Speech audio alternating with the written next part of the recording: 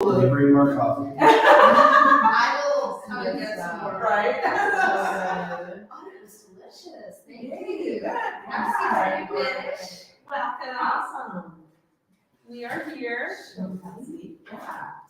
dealing with technology. Yeah, we got in here and the camcorders and TVs and everything shut off. Oh, really? Oh, okay. I like We're gonna roll like that today. That's so wild. So we're bare bones, but at Yes. least so you guys will not appear on camera, but we are basically doing a live recording Yeah. of our show. Yeah. So if you have questions or anything, we're happy to hear you guys talk too. Okay. So that way they won't feel so alone. Yeah. And I don't feel alone. Well, we'll wait, because I think there's a couple more people I might see. Wonderful, wonderful. And I don't think we'll need that full half hour. All right, I am going to actually disconnect this for now. Me as well. Yeah. So I will, with teacher's permission, may I please use the desk? Thank you. I am a teacher too. So Brandon, we just found out that they just had the tour that came through. Mhm. She was talking about the teacher that likes to hang out here, and she would like things done her way. And it's like, oh, that explains probably my own. Yeah. That does explain why. Well, if you're a teacher, I'm a teacher, and you're a teacher as Yeah. well. Yeah. Have this like accepting, very like accepting that we I got all you. get it, we all understand. There you go. That's be a I'll take the blame on that. It's so funny. Maybe we can scoot this back a little bit. So I can have some room for the laptop.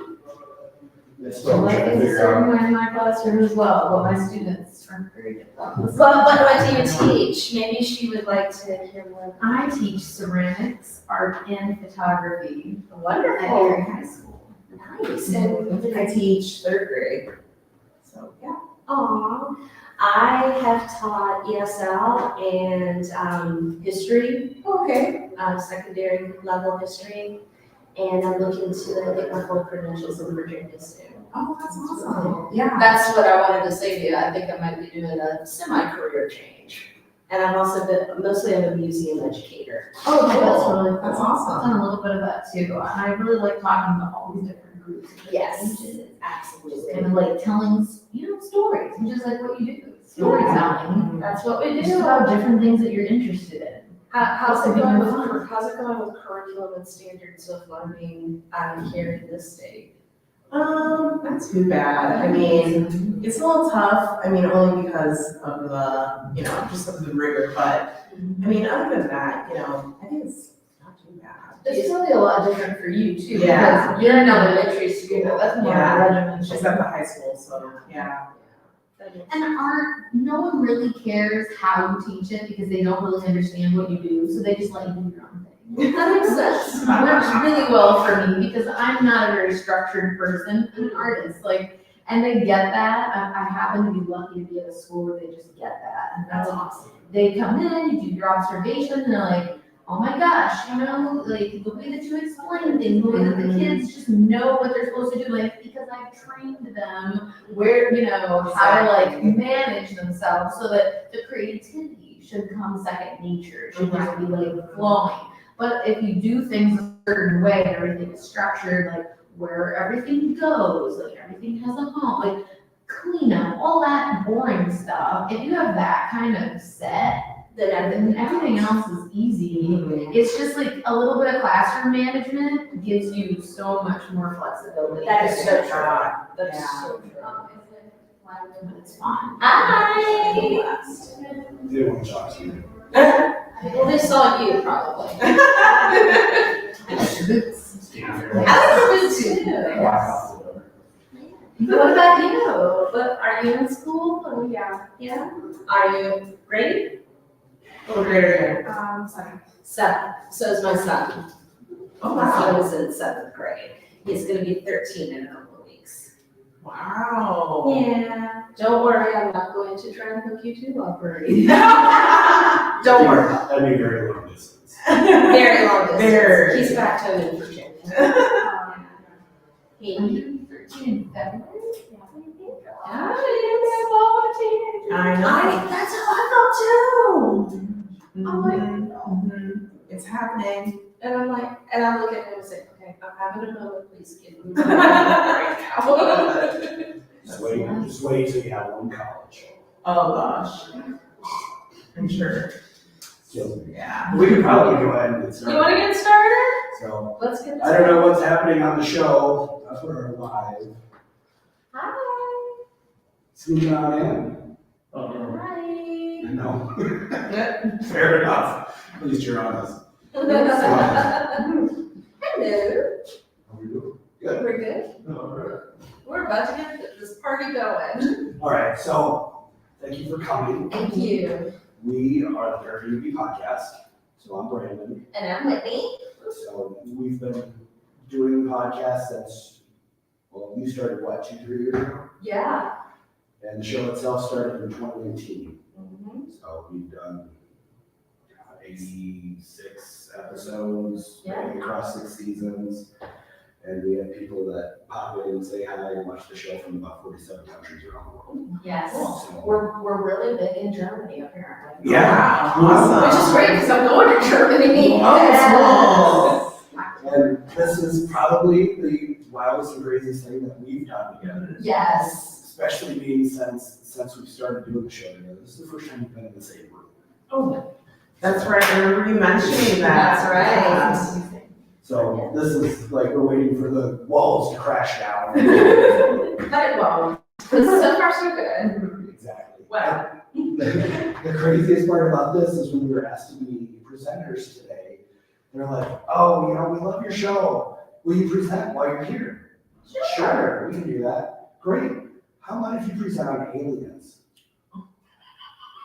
Okay. So we are here to talk about Aliens! Yay! All right, so we're about ready to go live. Again, the camera will capture you guys, but you are welcome to ask questions and everything. So this is by far like the craziest topic that we've ever been asked to do. Not my wheelhouse, but that's okay. So I mean, we covered things from like Shadow Man, Bigfoot, Mothman, different haunted locations, but very rarely do we ever get to go out into the stars. So this will be kind of a fun thing. So question for you guys. Yes. What do you think, which state do you think has the most UFO reports? I'm gonna say Texas. Okay, Texas? good guess. Nevada? Arizona. Arizona. Okay. So California Oh. is number 1. So they've had 237 sightings this year alone. Yeah. So next after that will be Florida, 170, I'm a Florida man. and then the state of Washington after that. 108.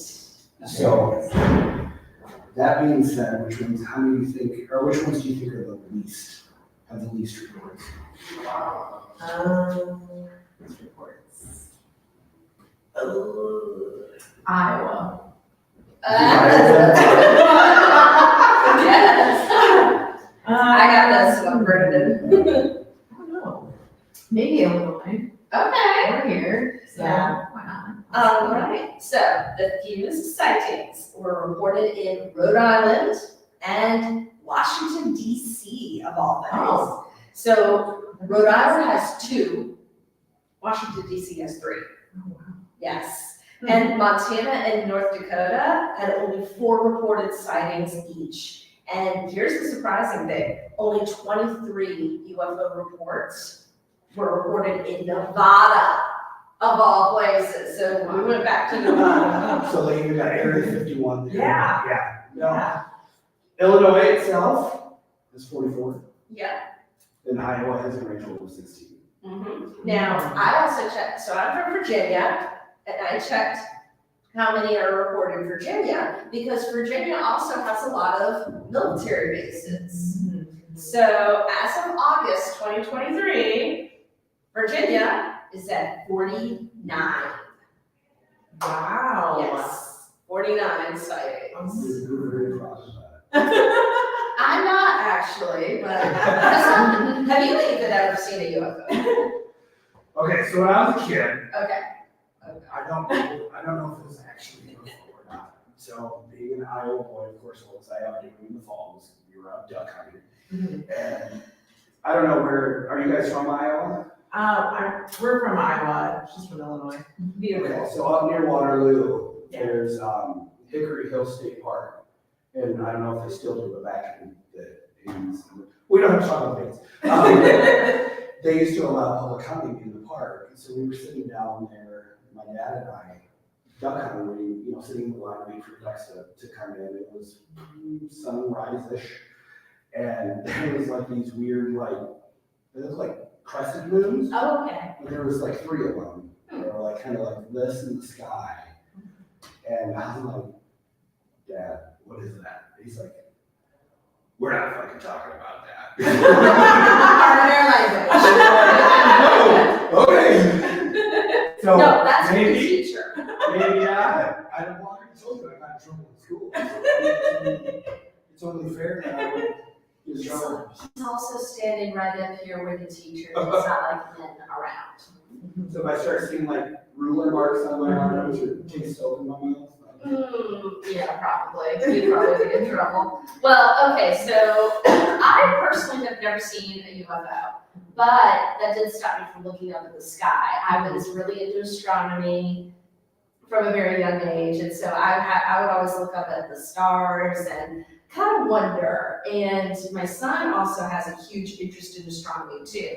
So when you think about all the news of exoplanets, and all these ideas about how the universe was really formed, everybody is starting to ask questions and look up a lot more in the sky. So that kind of brings us to a really interesting report that was made earlier this year, right? Right, so it actually, ironically enough, it was in Las Vegas. So this was in April of 2023, and no, this has nothing to do with the new sphere that they have on the strip. There was a bunch of reports from these neighborhoods, and actually the police officers themselves saw it. They thought it was a shooting star or meteorite crash, and it was in someone's backyard. Well, the people called in freaking out because they're like, this thing is sitting in our backyard, and there's these 8, 9, 10 foot tall creatures coming out of it with like the big black eyes, and just these big, scary looking things. And so they're calling the police, and all the neighbors are calling the police. Yes. And so people are like going in there, they're doing all these reports. The weirdest part about it was, while all these neighbors are panicking about this big craft, rock, whatever thing in their yard, there's these black SUVs driving around the neighborhood with all their lights off. And it's like, so the police come, they investigate. They can't figure out really what it is. They're looking at the big hole in the ground. It's perfectly circle, and so the police officer actually goes up to the family and said, "We don't know what it is." And as of just last July, they still didn't have anything to go off of what it was. But the officers actually told the guys, they said, if you ever have another time where you see these tall things walking on your yard, don't call us. That's so helpful. Yeah, it's so helpful. Very helpful. But I mean, that's also kind of in keeping with a lot of reports involving UFOs and aliens. People don't really know what to think. They're not equipped to deal with it. So there's I think there's still a lot of misunderstandings. I still think there's I think probably more than anything else in the paranormal, I really feel that this whole topic of UFOs, or UAPs as they call them now, and aliens, it really taps into the whole idea of the fear of the other. We have no clue. And more importantly, we don't know how to deal with it. But apparently federal lawmakers are coming up with ideas. So UFO sightings, so in late July of this year, the U.S. House Oversight Committee held a hearing on whether the U.S. has been concealing evidence of non-human aircraft. we knew that it was coming, guys. Yeah. Hello. Yeah. But anyway, so there was a whistleblower, and he was a retired Air Force major named David Grush, and I probably mispronounced his name. I'm so sorry, David. You're awesome. But he testified that the nation has in fact concealed what he called a multi-decade program to collect and reverse engineer UFOs, or UAPs as they now call them. So Dr. Sean Kilpatrick, who is a career intelligence officer, he was named a year ago to lead the Pentagon's all-domain anomaly resolution office. This is sounding so freaking bureaucratic. It is, I have never seen so many acronyms and so many committees in my life when I was going through this article. It's a giant wormhole. Yeah. Anyway, but this office, the resolution office, was intended to centralize the investigations into UAPs, which, by the way, guys, unidentified aerial phenomenon is not our term for it, it's the government's term for it, so that's crazy. But anyway, he called the claims insulting, quote unquote, to employees who are investigating sightings. So the Pentagon, direct quote, what do you think the Pentagon says about this? Do you think that they are going for it, or are they just avowing all knowledge? They're not going for it. Yes.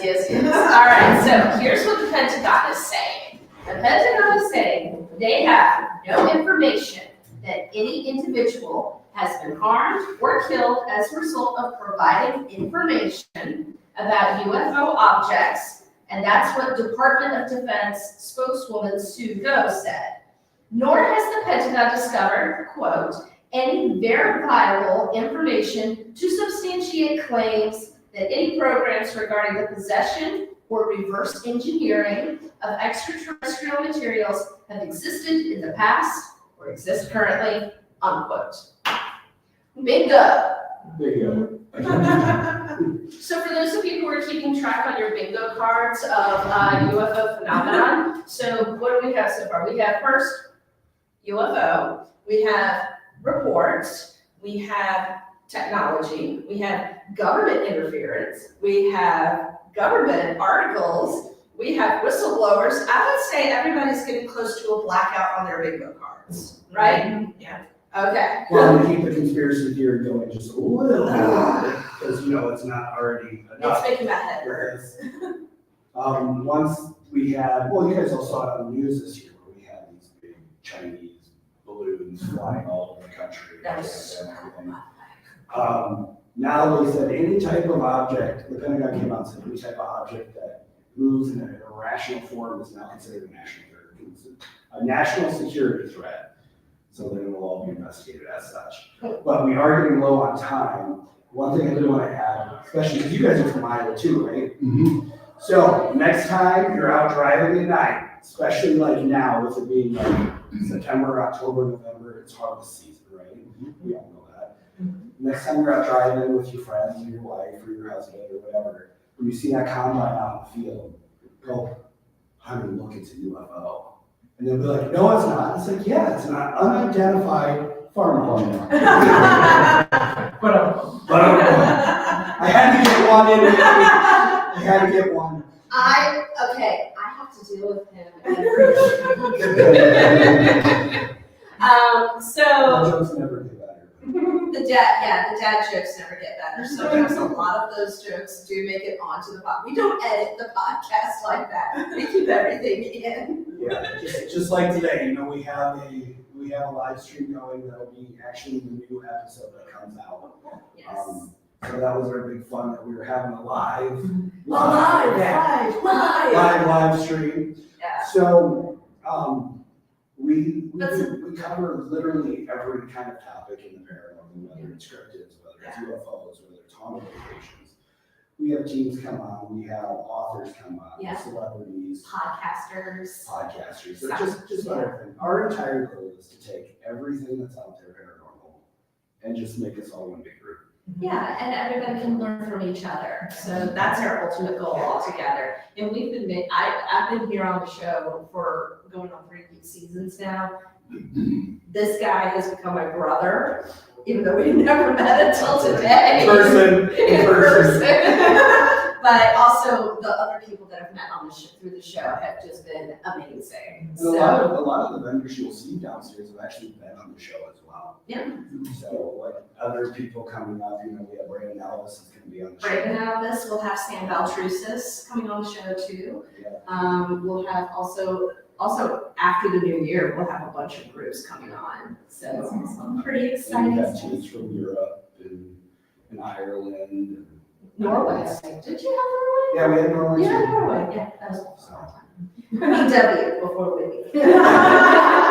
Anyway, so to our newcomers who were here earlier, we were talking about some UFO stuff, which is hilarious coming from the two of us. Yeah. It is hilarious. But have you ever had experiences with UFOs? I never have. I don't know. Yeah. He's like, I'm not gonna admit to anything. Yeah. No, Beautiful the only place. thing I've ever seen is my grandpa, when my grandpa was still alive, we had a big bay window out the front of the house and 3 lights come down one on top of each other. And we both looked back to see what my grandpa was doing because we thought it was a reflection or something, but it was outside. So I have no idea that's something I've ever seen. Nice. Oh, wow. It You know could what? have been anything. It could have been a weather balloon. It could have been. It could have been anything. Well, actually, my favorite UFO story comes from actually on the ground. The Kelly Hopkinsville Goblins case from 1955. Yes. I swear, this is such a fun one. Hi!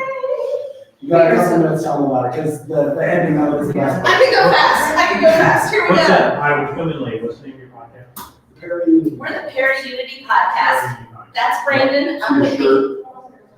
This is very Yeah, timely. there you go. Yeah. This is very timely because the town that I live in, about half an hour east of here, Prophetstown, Illinois, Okay. had an official UFO account about 3 weeks ago. No kidding. And I didn't know about it until my friend was like, "Whoa, did you see this UFO?" And I'm like, "Wait, what?" She said it's on the news, and they're talking about it on the radio. And evidently, the day before, a lot of people around town were seeing a box-like structure with red lights on it in the sky. And everyone was calling each other, texting, "What is this? Do you see this?" The police were called. The police were out there with binoculars and a telescope and they ended up calling the airport local to here, the Moline Airport, Yeah. and reporting it. And it was investigated, but no more has been heard about it since. That makes a lot of sense. They said it was. That was actually promotion for our show. yeah. There you go. Brandon. Oh, he went all out for us. Oh, That's because it would only be him. But right. anyway, go on. But honestly, for me, the Kelly Hopkinsville Goblin case, I got a soft spot in my heart for it because it inspired Steven Spielberg. Because he created a sci-fi horror movie out of it that never got produced, but then he took elements of it into E.T., the extraterrestrial, and Poltergeist. So basically, you were talking about looking through windows and everything. So the long and short of it is a group of children and adults came to the Hopkinsville Police Department, and this was in 1955. And they said that they had been under siege for 4 hours at their house, holding off these beings that were just peeping through doors and windows from the outside, scaring the kids, scaring the adults. A couple of the adults were even shooting at them. So when the cops went out there to check things out, and this wasn't just the police, it was military, it was a bunch of other folks that came out to look at the scene. They didn't find anything except obviously there had been gunfire that took place. We don't know exactly what they experienced, but the way these creatures were described, they were described as being anywhere between 2 to 4 feet tall. They had yellow glowing eyes, large pointed ears, and claw-like hands. And to me, when I looked at a picture of them, I'm like, oh my God, it's Stitch from Lilo and Stitch. That's exactly what they look like. But the case has been very interesting because nobody has been able to really prove what happened. I mean, the family I mean, 7 adults and 5 kids, they definitely were clearly upset about something. Clearly there had been gunfire.